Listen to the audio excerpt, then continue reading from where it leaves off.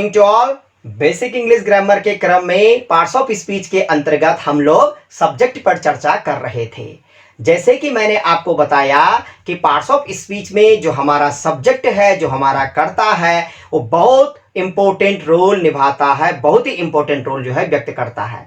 क्योंकि सब्जेक्ट के द्वारा, कर्ता के द्वारा ही हमें पता चलता है कि हमारे सेंटेंस के भीतर कार्य को करने वाला यही कर्ता है, इसी के द्वारा कार्य का होना पाया जाता है, या फिर हमारे सेंटेंस में जिसकी चर्चा कर दी जा रही है वो कहीं ना कहीं यही सब्जेक्ट, यही कर्ता है। प्रीवियस क्लास में हमने देखा कि ये जो आपका सब्जेक्ट है, ये जो हमारा कर्ता है, इसके अंतर्गत नाउन तथा प्रोनाउन, संज्ञा तथा सर्वनाम दोनों चीजें आ सकती हैं। जहां हमने संज्ञा के बारे में भी डिस्कस किया था और हमने देखा कि जो संज्ञा है, जो नाउन है, वो किसी व्यक्ति, किसी वस्तु, किसी स्थान, गुण, भाव, दशा आदि के नाम को कहा जाता है। साथ ही साथ हमने देखा there are 5 types of noun in English grammar. Hindi की तरह अंग्रेजी में भी आपको जो है 5 प्रकार की संज्ञा देखने को मिलती है। और ये जो 5 टाइप्स के जो नाउन थे, इनको हमने 2 भागों में, 2 कैटेगरी में डिवाइड किया था। One is a countable noun यानी कि गणनीय संज्ञाएं, and second is a uncountable noun यानी कि अगणनीय संज्ञाएं। गणनीय, काउंटेबल नाउन का मतलब ऐसे नाउन जिनको कि हम गिन सकते हैं, जिनको गिना जा सकता है, लेकिन अनकाउंटेबल नाउन जिनको गिना नहीं जा सकता है। वहीं हमने ये भी देखा कि जो आपका काउंटेबल नाउन है, गणनीय संज्ञा है, उसके अंतर्गत प्रोपर नाउन यानी कि व्यक्तिवाचक संज्ञा, कॉमन नाउन यानी कि जातिवाचक संज्ञा, और आपका कलेक्टिव नाउन यानी कि समूहवाचक संज्ञा, ये 3 प्रकार के जो नाउन है, इनको हमने जो काउंटेबल नाउन है उसके अंतर्गत रखा है। जबकि अनकाउंटेबल नाउन जो है उसके अंतर्गत हमको मटेरियल नाउन, पदार्थवाचक, द्रव्यवाचक जिसको हम बोलना चाह रहे हैं, और अब्स्ट्रैक्ट नाउन यानी कि भाववाचक संज्ञा जिसको हम बोल रहे हैं, वो आपका अनकाउंटेबल नाउन के अंदर आ जाती है। तो इस तरह से हमने सब्जेक्ट के अंतर्गत आने वाला जो ये नाउन है, हमने बहुत अच्छे से एग्जाम्पल के साथ इस पे लास्ट क्लास में हमने डिस्कस किया था।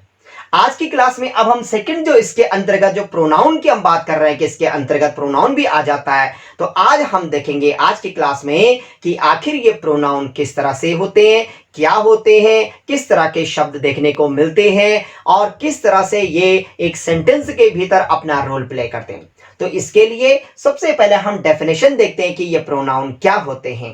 प्रोनाउन यानी कि सर्वनाम। इसमें मैंने एक छोटी सी लाइन में ही बहुत कुछ अर्थ बताने का जो है प्रयास किया है कि प्रोनाउन मीन्स फॉर नाउन। अगर आपको डेफिनेशन ना आए, आप इस एक लाइन से भी समझ सकते हैं कि प्रोनाउन यानी कि सर्वनाम का जो मीन्स यानी मतलब होता है फॉर नाउन, जो नाउन के लिए बना है, यानी कि जो बना ही संज्ञा के लिए, वो आपका प्रोनाउन होता है। आगे लिखा है a pronoun is a word used instead of a noun.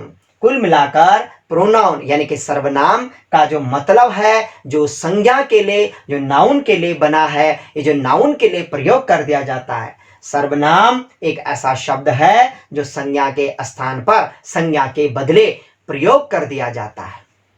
तो हमारे सेंटेंस के भीतर जहां पर नाउन आना था, वहां पर जब हम प्रोनाउन का इस्तेमाल कर देते हैं तो वो भी जो है सब्जेक्ट की तरह कार्य करता है, और प्रोनाउन के प्रयोग करने से हमारा जो सेंटेंस है वो मोर अट्रैक्टिव और अच्छा दिखता है। क्योंकि बार बार हम जो है संज्ञा का प्रयोग अपनी स्पीच में, अपने सेंटेंसेस में नहीं कर सकते हैं।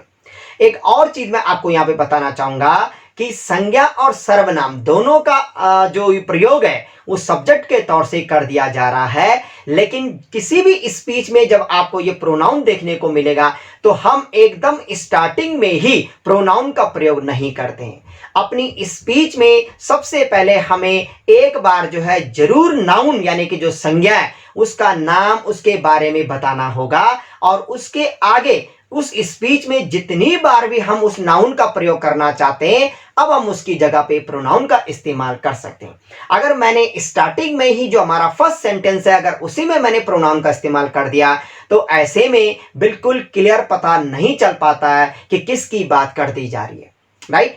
आगे कुछ एग्जाम्पल है, इनसे और अच्छा हम समझते हैं। एग्जाम्पल मैंने लिखा है, बहुत ही सरल से उदाहरण मैं यहां पर दे रहा हूं ताकि हमको समझ में आ जाए। एक बार कोई चीज हमारी समझ में आ गई, हम बहुत ही जो कॉम्प्लेक्स सेंटेंस है उनको भी देख सकते हैं, उनमें भी देख सकते हैं कि प्रोनाउन कैसा है। लेकिन अभी एकदम स्टार्टिंग में अगर मैं कॉम्प्लेक्स सेंटेंस इस्तेमाल करूंगा तो समझ में नहीं आ सकता या फिर आपको दिक्कत हो सकती है। तो बहुत ही सरल उदाहरणों के द्वारा मैं समझा रहा हूं। Ram is a good boy, Ram एक अच्छा लड़का है। आगे मैंने लिखा है he lives in A village, ही मतलब वह, लिव्स रहता है इन ए विलेज, वह एक गांव में रहता है। तो वह कौन, कहीं ना कहीं इस राम की बात कर दी जा रही। और आगे लिखा है and he is my classmate, यानी कि वह मेरा सहपाठी है। यानी कि इन आगे के ये जो दो सेंटेंस मैं यहां पे ले रहा हूं, इनमें मैंने राम राम दो बार रिपीट नहीं किया, बल्कि उसकी जगह पर मैंने क्या लगा दिया, प्रोनाउन का इस्तेमाल कर दिया। और ये प्रोनाउन कहीं ना कहीं इस संज्ञा की तरफ ही इशारा कर, राम की तरफ ही बता रहा है कि आखिर इसी की बात कर दी जा रही है। एक और सेंटेंस देखते हैं, students are in the class, विद्यार्थी क्लास में है, क्लास के भीतर है। और आगे लिखा है कि they are talking in English, they मतलब वह अंग्रेजी में बात कर रहे हैं। तो वह कौन, ये विद्यार्थी, क्योंकि अभी स्टार्टिंग में मैंने कहा कि विद्यार्थी क्लास में, तो तुरंत जब प्रोनाउन आया तो वो बिल्कुल आगे वाली जो संज्ञा है उसी की तरफ इशारा करता है, यानी कि वह विद्यार्थी जो है क्या कर रहे हैं, क्लास में बैठे हैं, क्लास के अंदर है और अंग्रेजी में वो क्या कर रहे हैं, बात कर रहे हैं। अगला है Sita reads in class 10th, Sita कक्षा 10 में पढ़ती है। और आगे लिखा है she is very beautiful and honest, she मतलब वह कौन, सीता, वह जो है बहुत सुंदर है और ईमानदार है।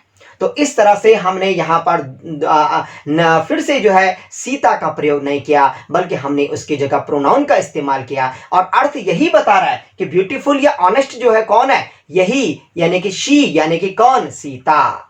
तो जो आपके प्रोनाउन होते हैं वो संज्ञा के स्थान पे प्रयोग कर दिए जाते हैं और वो भी आपके जो है सब्जेक्ट की तरह कार्य करते हैं, राइट। और दूसरी चीज, जैसे मैंने आपको बताया कि जो हमारे प्रोनाउन होते हैं उनका इस्तेमाल तभी कर दिया जाता है जब फर्स्ट टाइम पहले हमें क्या करना पड़ता है, कहीं ना कहीं नाउन का जिक्र करना पड़ता है, संज्ञा को बताना पड़ता है, तभी सेंटेंस आगे अंडरस्टैंड हो पाता है कि हाँ ये इसके बारे में बोला जा रहा है। क्योंकि जो नाउन हम इस्तेमाल कर रहे हैं वो नाउन जो अपना अर्थ व्यक्त करता है उससे ठीक पहले जो हमारा नाउन आया है उस नाउन को ही बताएगा।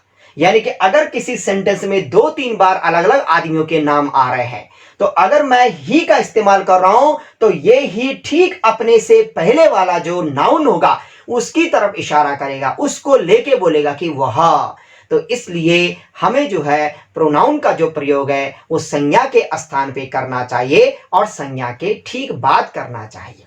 तो ये थे आपके प्रोनाउन। इस तरह से हमने देखा कि प्रोनाउन का क्या रोल होता है और हम नाउन और प्रोनाउन को सब्जेक्ट के अंतर्गत स्टडी कर रहे हैं। अब हम देखते हैं, जिस तरह से हमने देखा था कि जो हमारे नाउन हैं उनके भी टाइप्स हैं, उनके भी प्रकार हैं, इसी तरह से जो आपका प्रोनाउन है उसके भी टाइप्स हमको देखने को मिलते हैं। तो let's discuss about the types of the pronoun.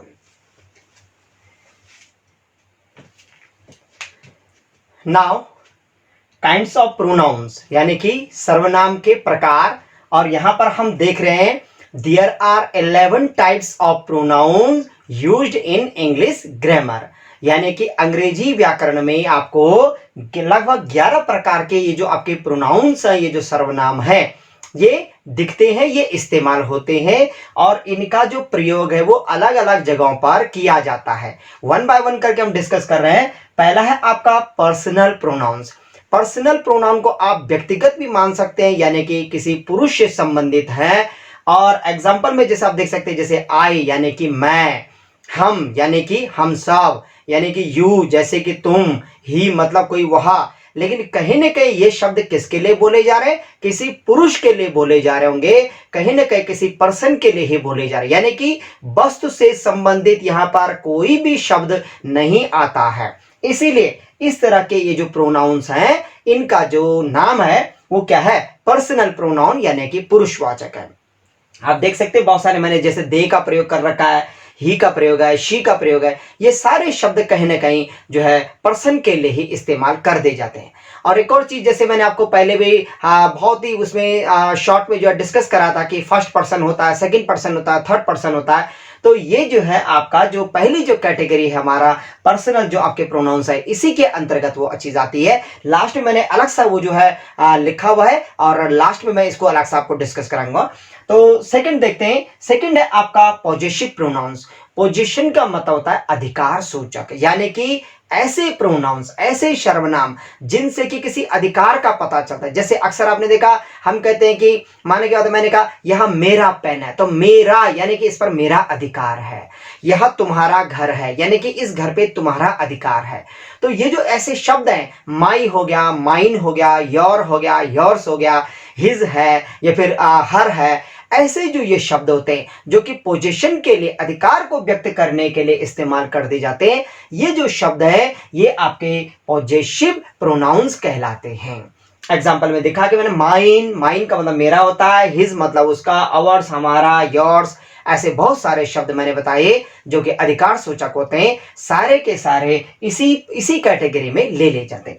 Next है आपका डेमोन्स्ट्रेटिव प्रोनाउंस। डेमोन्स्ट्रेटिव का मतलब होता है कि कहीं ना कहीं आप संकेत कर रहे हैं इस तरह के, जैसे मैंने कहा यह, या फिर मैंने कहा वह। तो ये जो ऐसे शब्द होते हैं जो कि बता भी रहा है, जैसे अगर कहीं पर हम दिस का प्रयोग कर रहे हैं ना, तो वो चीज सामने पे कहीं ना कहीं होगी कि दिस मतलब यह, यानी कि दिस प्लेस, या फिर दिस सिटी, या फिर दिस पेन, तो ये इसकी तरफ संकेत कर रहा है। या फिर दैट सिटी, उसकी तरफ इशारा कर रहा है, उस शहर की तरफ। या फिर आपका दैट प्लेस, या फिर आपका दैट पेन, या फिर आपका दैट मोबाइल फोन, तो वो जो है उस चीज की तरफ इशारा कर रहा है। तो इस तरह के ये जो आपके दिस है, दैट है, दीज, दोज, ऐसे शब्द जो होते हैं ये आपके क्या है, डेमोन्स्ट्रेटिव प्रोनाउंस, यानी कि संकेत वाचक सर्वनाम कहलाते हैं। अगला देखते हैं।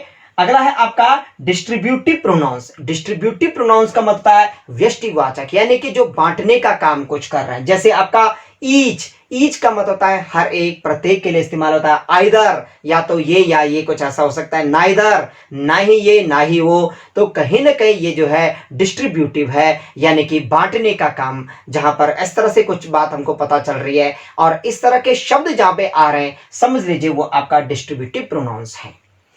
नेक्स्ट है आपका रेसिप्रोकल प्रोनाउंस, यानी कि पारस्परिक संबंध वाचक, आपस में जो रिलेशन को बताता है। जैसे हम सब आपस में बहुत प्रेम से रहते हैं, तो हम सब आपस में, या हर एक जो है एक दूसरे की मदद करता है। तो ऐसे जो शब्द होते हैं, जैसे हम कहते हैं ईच अदर, यानी कि पारस्परिक जो है, वन अनदर, एक दूसरे के लिए बहुत ही मददगार हो जाते हैं।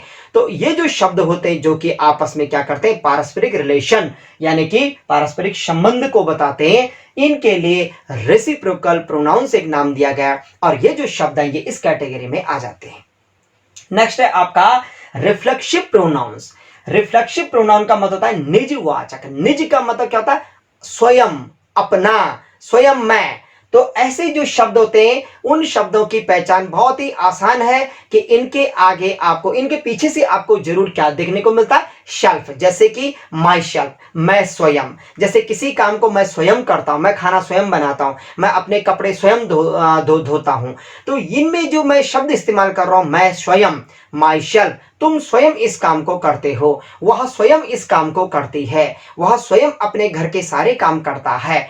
तो ये जो आपके शब्द होते हैं, myself, yourself, himself, herself, ये जो शब्द होते हैं ये कहीं ना कहीं आपके रिफ्लेक्सिव प्रोनाउन, यानी कि निजवाचक सर्वनाम कहलाते हैं। इनकी पहचान मैंने आपको बताया, इनके पीछे से शेल्फ आ जाता है। लेकिन इनमें और अगली जो कैटेगरी है, थोड़ा सा ध्यान देना पड़ेगा आपको, बहुत ही छोटा सा अंतर है। शब्द कहीं ना कहीं एक जैसे आपको दिखेंगे, लेकिन अंतर क्या है अभी मैं आपको बताता हूं। एम्पैथेटिक, एम्पैथेटिक का मतलब होता है दबाव देना, किसी चीज पे जोर दिया जा रहा है।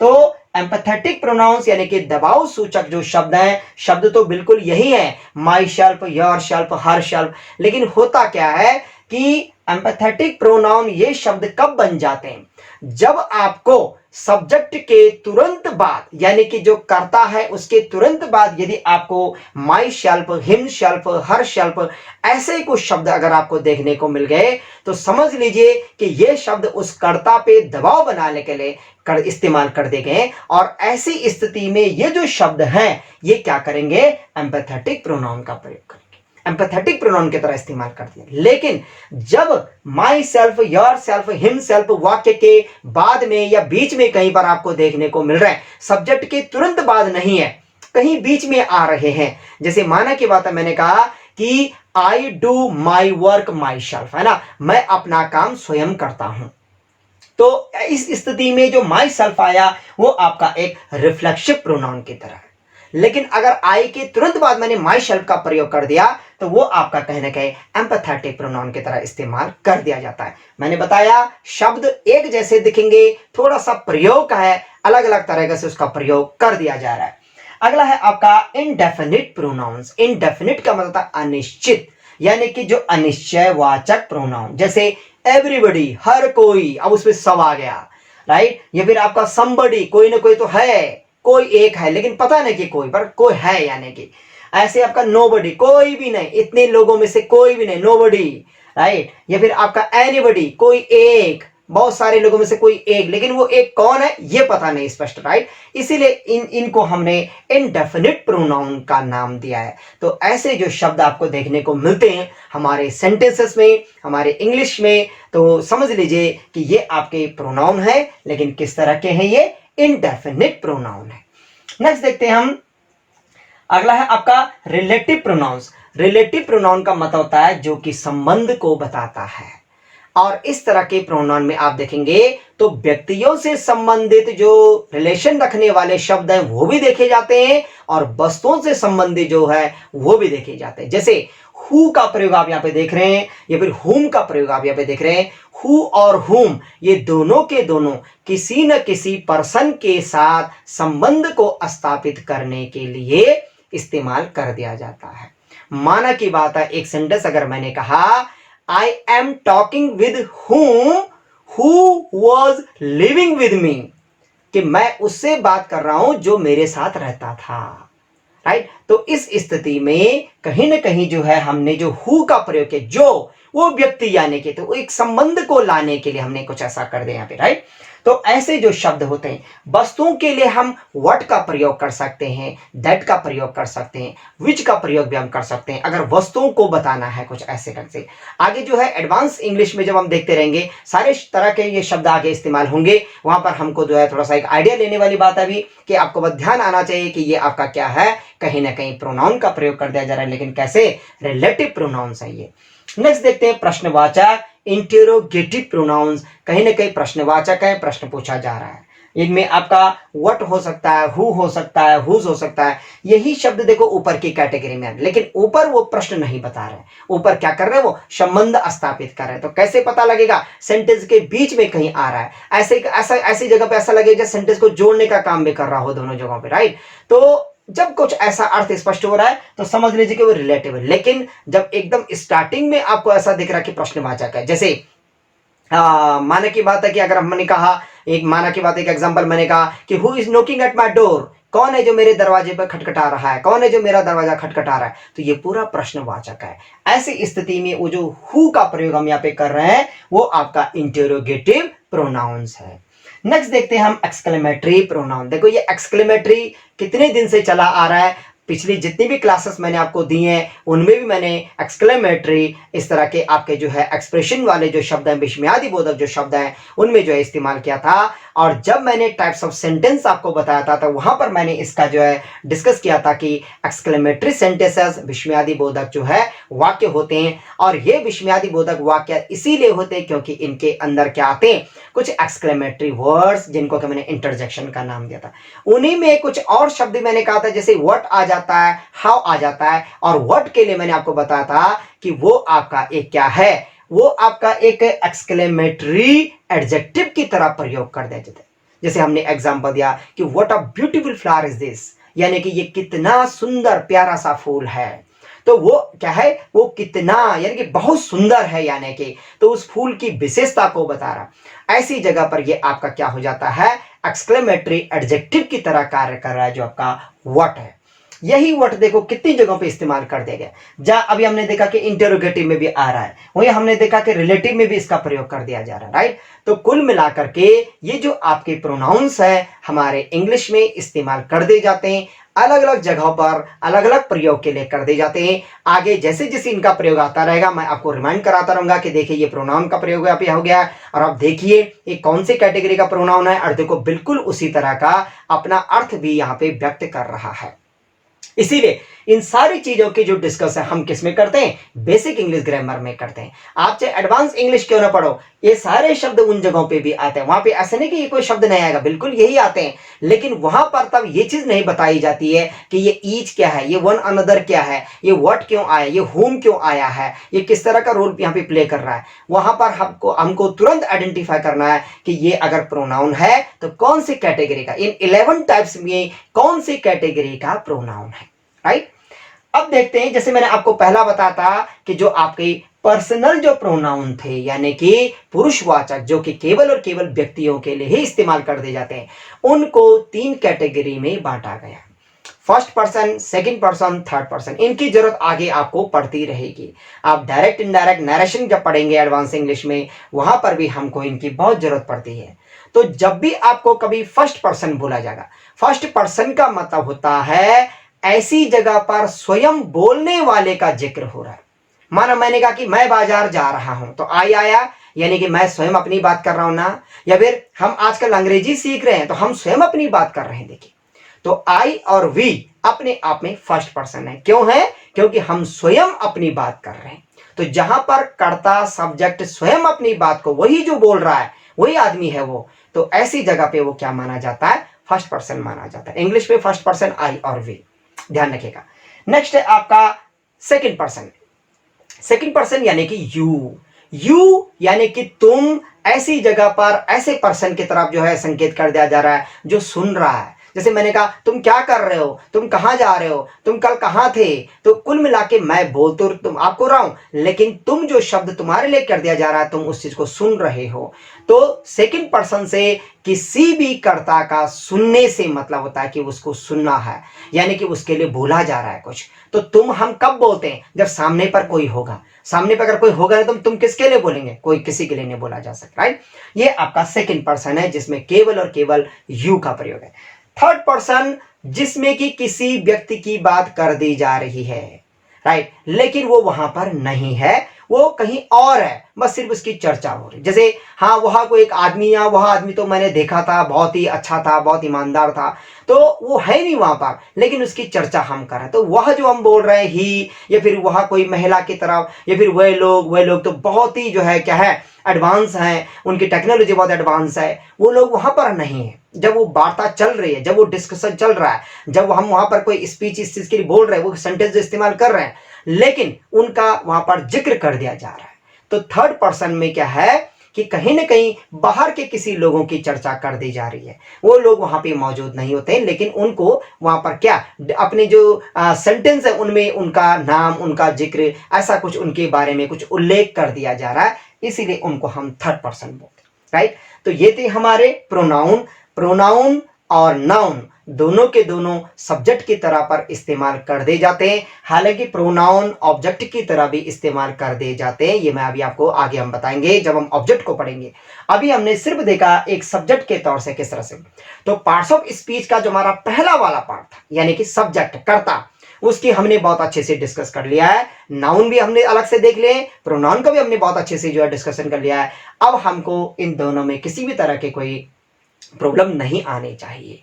आइडेंटिफाई करने में, उनका प्रयोग करने में कोई भी दिक्कत हमको नहीं आनी चाहिए। इसके बाद हमारा सेकंड आता है पार्ट्स ऑफ स्पीच में, वो है आपका वर्ब। वर्ब का मतलब होता है क्रिया, यानी कि कोई एक्शन, यानी कि कोई काम। यानी कि हम हर कोई हर समय कुछ न कुछ कार्य करते रहते हैं। हम एक क्षण भी बिना कर्म के नहीं रह सकते, कुछ न कुछ कार्य कर रहे हैं। अगर अभी हम यहां पर आए तो हम अंग्रेजी सीख रहे हैं, हम बोल भी रहे हैं, तो हम सुन भी रहे हैं, तो हम जो है क्या देख भी रहे हैं। तो बहुत सारे कार्य हम देखो यहाँ पे कर रहे हैं। अगर हम सो भी रहे होंगे तो हम उस टाइम पे कार्य कर रहे हैं, वो है सोने का। उस टाइम एक और कार्य कर दिया जा रहा है, वो है आपका सांस लेने का। तो कहीं ना कहीं हमारे द्वारा कोई ना कोई कार्य हर क्षण कर दिया जाता है। तो सेंटेंस के भीतर कौन सा कार्य कर दिया जा रहा है, कर्ता के द्वारा कौन सा कार्य कर दिया जा रहा है, ये चीज जो हमको बताते हैं, ये है आपके वर्ब। वर्ब को हम नेक्स्ट क्लास में डिस्कस करेंगे। आज की क्लास को हम यहीं पे जो है समाप्त करते हैं।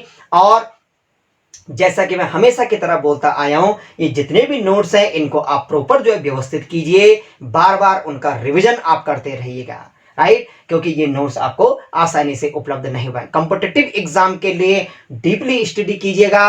अगर आपको बस केवल स्पोकन करना है, थोड़ा बहुत हल्का फुल्का अगर अंग्रेजी बोलने वाली बात है तो आप थोड़ा बहुत ध्यान रखिएगा, काम चल जाएगा। लेकिन कॉम्पिटिटिव एग्जाम के लिए आपको बहुत ही अच्छे ढंग से ये 11 टाइप्स जो है प्रोनाउन के आने चाहिए। कैसे आएंगे? जब आप हर एक को बहुत ही अच्छे ढंग से देखेंगे, पढ़ेंगे, जैसा कि मैंने आपको बताया। और भी एडवांस स्टडी है इसमें, ऐसा नहीं है। वापस हम एक एक लेसन इसका देख सकते हैं, एक एक दो क्लास हमारी आगे भी इन पे हो सकती है। बट अभी इंग्लिश को स्टार्ट करने के लिए जितना हमको बेसिक की जरूरत है, वो मैं अभी ज्यादा फोकस कर रहा हूं, राइट। तो आज की क्लास को हम यहीं पे समाप्त करते हैं। इसके साथ साथ आप इंग्लिश में अपनी प्रैक्टिस को जारी रखिएगा। साथ ही साथ मैं आपसे रिक्वेस्ट करूंगा कि आप सभी जो है, जो जितनी भी वीडियोस आपको मिल रही हैं, आप उन वीडियोस को पूरा देखिए, अच्छे से वॉच कीजिए। साथ ही साथ वीडियो को आप लाइक कीजिए। चैनल को अगर आपने अभी तक सब्सक्राइब नहीं किया है तो आप प्लीज उसको सब्सक्राइब कीजिए और बेल आइकन को जरूर प्रेस कीजिए, जिससे कि आपको आने वाली जो मेरी क्लासेस हैं, जैसे भी पार्ट्स ऑफ स्पीच तो शुरू ही हुआ है, वो सारी जो क्लासेस है, वो सारी जो वीडियोस हैं, आपको बिल्कुल आसानी से उनका नोटिफिकेशन मिल जाए और इससे आप एक भी क्लास, एक भी वीडियो आपकी स्किप नहीं हो पाएगी, राइट। और जितना हो सके आप वीडियो को शेयर कीजिए, खासकर उन लोगों तक जरूर पहुंचाइए जो who are really interested to learn English, जो कि बिल्कुल अंग्रेजी को सीखने के लिए वाकई जो इच्छुक हैं, राइट। तो आज की क्लास को हम ये भी समाप्त करते हैं। Thank you so much, thanks for today.